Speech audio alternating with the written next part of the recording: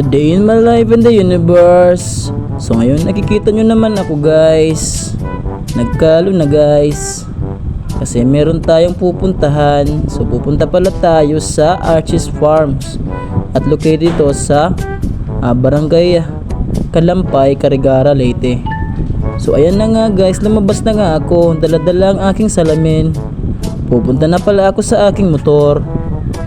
Nakita na naman guys yung motor ko. Napakaangas. At ayan na nga guys, piniplex pa nga ni Intoy. Tara samahan nyo ako guys. So ayan na nga guys, nandito na nga tayo sa daan. Nakikita nyo naman, napakaangas ng lugar namin guys, diba? So dito lang yan sa Barugo, diba? Marami na talaga ng improvement sa Barugo. Lalo na si Doc Aaron ang nakaupo. At ayan na nga guys, nandito na nga tayo sa tulay ng Barugo. So fast forward, nandito na tayo sa Carigara.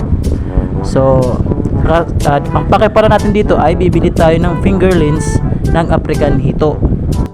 Dahil di ba yung latest video ko naman, di ba guys, alam naman natin na naglinis ako ng aming pond. So ngayon guys, yun yung pake namin ngayon. At ayan na nga guys, nakita na natin si Sir Archie. Yan, nakamotor na yan. So susundan lang natin siya papunta sa kanyang farm. So maya maya lang nandun na tayo. So kunting drive na lang at darating na tayo sa farm nila. So yan, nandito na tayo guys. Nakita nyo naman guys yung farm nila. Napakaluwang talaga dyan guys. At marami kayong makikitang mga iba't ibang hayop dyan. Mamaya ipapakita ko sa inyo. Yan, diba? Medyo matarik talaga papunta sa bahay nila. So yan yung bahay nila. Nakita nyo na guys, diba? So guys, napakasimple lang talaga. Farm na farm talaga, diba yung setup. Ito na kami guys. Yan, dito tayo sa farm ni Sir Archie. So bibili tayo ngayon ng isda. Yan, guys, medyo maputik. Kandik pa dito. Ang kandik mo. Yes, sir. At ayan na nga guys, nakita nyo na nga yung mga gangsa ni Sir. So sila yung bungad na sumalubong sa amin. Ayan guys, oh. Nagtanong-tanong kung magkano yung pares niya. Sabi ni Sir, nasa 4K daw yung pares. So napakamahal, napakabigat sa bulsa. Diba? Papakita ko sa inyo yung itlog nila. Yan, no? Tingnan mo yung itlog, napakalaki talaga, no? Diba? Napakalaki ng itlog ng gangsa. Kaya pala napakamahal. Diba? So ayan guys, pupunta na kami guys. So, yan na si Sir Archie. So pupunta na kami sa kanyang lagayan ng mga fingerlings o maliliit na isda. So yan, papakita ko muna yung mga sisiw ng gangsa. Di ba malaki na? Kasi yun yung rabbit. Okay, so di ba may rabbit si Sir Archie? Yun, di ba? Yung sisiw ng gangsa. Yan, sisiw ng gangsa. So yan, papakita ko na sa inyo yung pond. Nakita nyo naman guys, yung isang pond ni Sir Archie ay merong koi. Yan. At nagtanong-tanong tayo kung magkano yung pares. Nasa 4K din yung pares. So mabigat din guys. Hindi basta-basta. So sabi ni Sir, pinaparami pa niya. At pag marami na, pwede na. So yan naman guys, yung lagayan ng tilapia o black tilapia. So yan yung lahi ng black tilapia. Dati nag-alaga ko niyan pero hindi talaga pwede o bagay sa aking pan.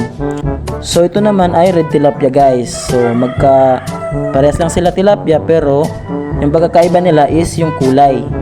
Red lang talaga siya. At yung isa naman ay black. Okay? So may kamahalan yung red tilapia kaysa sa black tilapia.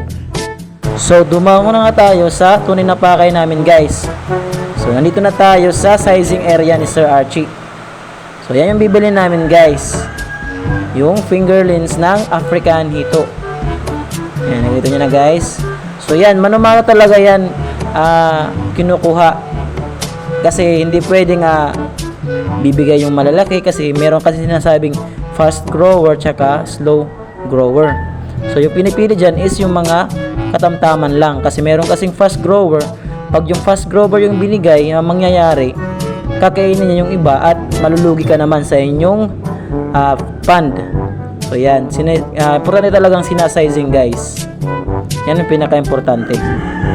Kaya naman guys, di ba? So kahit ganito, may sizing area, napakalaki ng kita niyan guys. Hindi nyo lang alam kasi yung isa is 5 pesos. So pag sinabing pag bumili ka ng 500 pesos, meron kang 100 pieces.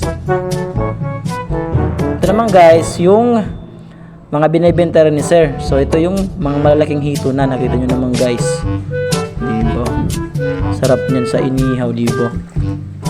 Oh, diba? Napakalalaki na guys. Napakatataba. So yan pala yung mga binibenta ni sir. Kung gusto nyo bumili, pumunta kayo dito sa farm nila sa Archie's Farm sa Barangay Canlampay, Carigara, Leyte. Okay? So napaka-peace lang talaga dito guys, oh. Yan yung mga kwarto-kwarto ng pond ni sir. Nakita nyo naman guys, oh. Napaka-peaceful guys. Kahit na mag-set up dito ng kasalan, pwede guys. Diba? Kung gusto nyo yung mga nature lover dyan, dito maganda talaga dito guys. I-recommend ko dito guys. Pwedeng pasyalan, mag-banding ng mga pamilya. Yan, diba? So yan guys. Nakita nyo naman guys, oh. Busy pa talaga. Kasi matagal talaga mag-sizing guys kasi isa-isa talaga yan. Binibilang yan isa-isa. Kung gusto mo mag-farming guys, tanong-tanong lang kayo sa Carigara guys. Marami talagang pwedeng mabilhan ng mga ganitong mga pang-farming. Kaya yan guys, nakakuha na kami guys. So tag-isa kami ng timba dyan guys. Yung isa akin, yung isa kay Ate Aimee. So dalawa kasi yung pan na lalagyan namin guys. Yan. Yan guys, so meron din silang mga turkey. Yan, no? Diba? Napakalalaki ng turkey nila. So dito na tayo guys sa maglalagay na tayo ng oxygen. Yan na yan guys yung binili namin guys na isda. Ayan, diba? Masusupot na guys yung mga binili namin isda. So ready na yan for travel. So ayan na nga guys. That's all for today's video. Hi sir. Thanks for watching.